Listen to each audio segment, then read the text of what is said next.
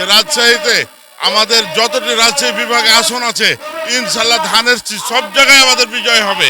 এই জন্য আমরা বেশি আনন্দিত এবং আজকে তারেক রহমানকে প্রধানমন্ত্রীর আগে আমরা দেখতে চাই এবং রাজশাহীতে আবার প্রধানমন্ত্রী হওয়ার পরও আমরা তারেক রহমানকে রাজশাহীর মাটিতে দেখতে চাই।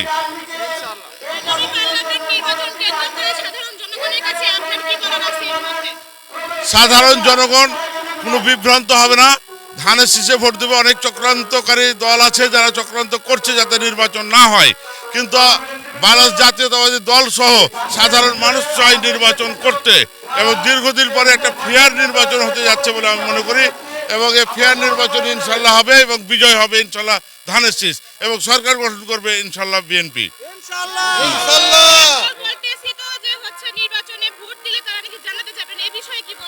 এটা তো একটা ভাওতাবাজি কথা, এটা ধরেন এটা একটা ইসলামকে বিক্রি করা কথা।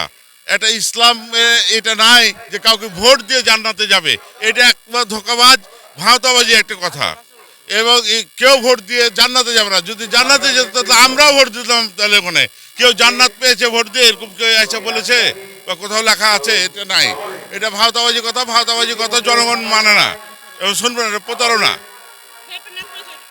আমার নাম আমি মোহাম্মদ শফিকুল ইসলাম, 3 নম্বর নাচল ইউনিয়ন পরিষদের বর্তমান চেয়ারম্যান।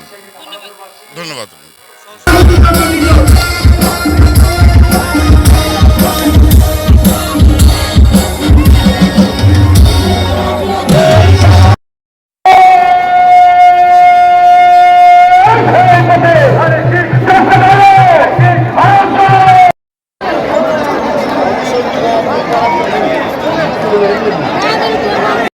আয়োজিত রাজশাহী বিভাগীয় আজকের নির্বাচনী সমাবেশে উপস্থিত সম্মানিত প্রধান অতিথি,